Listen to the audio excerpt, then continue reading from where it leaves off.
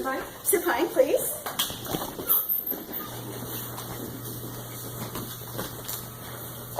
Okay, so we've conquered the shoulder. Now we're on to the elbow. What happens at the elbow? That's it. Okay, so what I want to do is I want to stabilize at the humerus. How about should I get over here? Better? Okay. So I want to stabilize at the humerus. Down here, and I want to flex.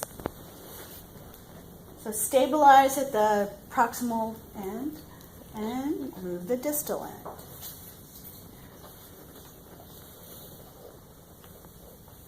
Okay, so that's flexion and extension of the elbow. Good. Oh, you're taking a picture of me? Oops. I better be nice. Okay, so flexion extension. I could also add a little bit, if flexion is what I want, add a little bit of distraction.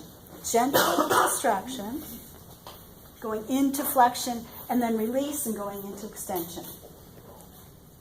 Okay? Then I go to the forearm, and what happens at the forearm? Pronation, supination. Okay? So, supination, you can hold soup. This is how I remember these things. Okay? But what's happening is I want to make sure I can stabilize down here. What I don't want happening is I don't want the humerus moving all around as I'm really trying to rotate the radius over the ulna. Okay? And I don't really have to move my body with this. Unless I'm doing Michael.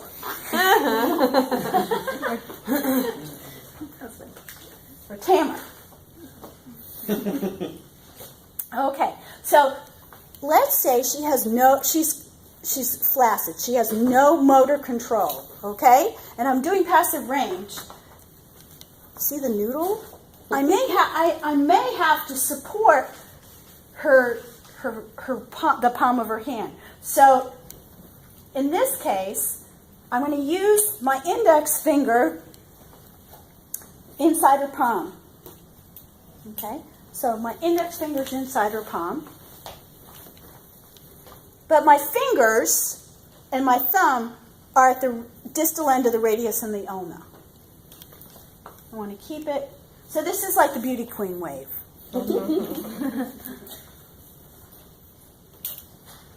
And again, I want, if I'm going to do it in this position, I want to make sure that her arm is vertical. Okay, so I'm not bringing her down or any of that stuff. This isn't a diagonal rotation pattern. Okay, so pronation, supination. Now I come to the wrist. Okay, and for this we'll do flexion and wrist flexion and extension. So I want to stabilize distally. I want to provide a little bit of distraction, going into flexion and extension. Flexion. How much is a little bit of distraction? Just a little. Distraction is you kind of pull it. Pull it apart. Okay. Okay? So pull it Distraction, apart. not both flexion and extension. Or is it just For flexion, just for Or is it flexion. release for extension Yeah. like the shoulder? Yeah, just like the shoulder. Exactly. Okay, so that, again, what also happens at the wrist is radial and ulnar deviation. Mm-hmm. Is it the same amount of movement, radial and ulnar? Not really. Not really. Which one's long? Which one has more movement? Towards the ulnar deviation or towards radial deviation? Radial. Oh, no. I don't know, I get more. radio? Radio, I feel like radio. Yes. Just think of like if you have a I hat. get more. You better look that up. Okay, so pulling them apart. So I've distracted them. And this one I hold the distraction for both radial and ulnar deviation. So I'm stabilizing here, and I'm radial, ulnar deviation. Radial towards the thumb, ulnar towards the little pinky. Still sure about which way? Ulnar. Oh, and why's that?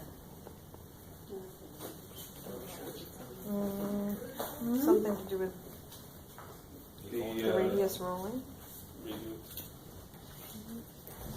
Did you get down there yet? Nope. Anatomy yet? Okay. No, we're not down there You're yet. not down there yet? tomorrow. It's, yeah, exactly. What? The radius is thicker at that point, isn't it? Yeah. It goes down a little further. Here. Okay? All right. So kind of as a gross movement, I can put my hand on her hand. Notice that I'm going to put the pads of my fingers on her fingernails, okay? Because I want to get her into, I want everything to go into flexion. This is just a gross pattern. Everything to go into flexion. Sorry. Okay. Okay. So my fingers are on top of her fingernails. And then to go into extension, I just bring my other hand out, straighten them out. Okay. If her only problem is her hand, do you think she has to lie supine? She most likely she's sitting up and she's at a bedside table or a desk or something like that. Okay? Unless she's got other problems. Okay. So that was flexion, extension, gross. Okay. There's called, when we get to the metacarpals, we call that elevation and depression of the metacarpals. So think about making a fist. Is your palm one flat? Is your palm flat or is it rounded as you make a fist? It's rounded. So you want to mobilize the metacarpals, and that usually feels really good. It does. Okay. Can I do this side too? That's how you, oh, okay. Okay. I can also do each individual joint, each individual finger. So I can, remember I'm going to stabilize proximally and move distally. So I'm going to hold the metacarpal on her second metacarpal, and I can flex and extend. Flex and extend. I can do the same thing for her PIP joint. It's easier if I hold it on the side, flex and extend, because I don't want to block the motion. If my finger's here, I could be blocking the motion. So if I'm on the side, it's a lot better. And the same thing for the DIP. We don't have as much motion there, but we still have some. What about body mechanics? I think we're probably okay on this. You guys are making fun of me. Okay, so those are the individual fingers. I can also abduct and adduct. Okay, so then we come to the thumb. The thumb. And really a lot of the action is down here at the carpometacarpal joint. Okay? So down here. Here's your carpals, here's your metacarpals. Okay? So down here, carpometacarpal joint. All right. So, I want everybody to do this. What does that remind you of? Duck. Okay? So, the duck opening its mouth is abduction, and the duck closing its mouth is a deduction. Abduction, a deduction. Okay? Okay, also, now I have my hand up, and if I move my thumb away from the plane of my palm, like hitchhiking, sort of hitchhiking, okay, hitchhiking. Okay, that's extension. Bringing it back to the palm is flexion. Extension, flexion. So, abduction, adduction, extension, flexion. And then there's one other cutie, and it's a combo of movements because the metacarpal rotates. Okay, and that's opposition. Reposition, okay. I've just been saying. Isn't it opposition and reposition? Opposition, reposition. That sounds good. Okay. I've just called it opposition and going back to unopposition. The unopposed. Okay? So I'm going to be, I can be moving all of those. So for extension, I can hold her metacarpal for her index finger, and I can move her thumb out and in. So extension and flexion. Extension. Whoops. Okay. Extension and flexion.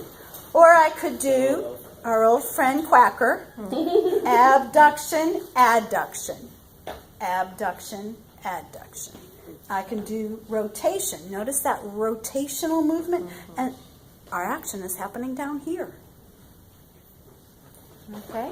And then other lovely little motions for the thumb are flexion at the MCP. There's also, we won't do this, but there's also an AB and an AD at the MCP. But flexion and extension, and then the IP joint is flexion and extension also. Okay? So, we have 5 minutes for you to practice all of that. But at least we got it on video for you. Yeah. Okay, and then we also have to clean the mats. Okay?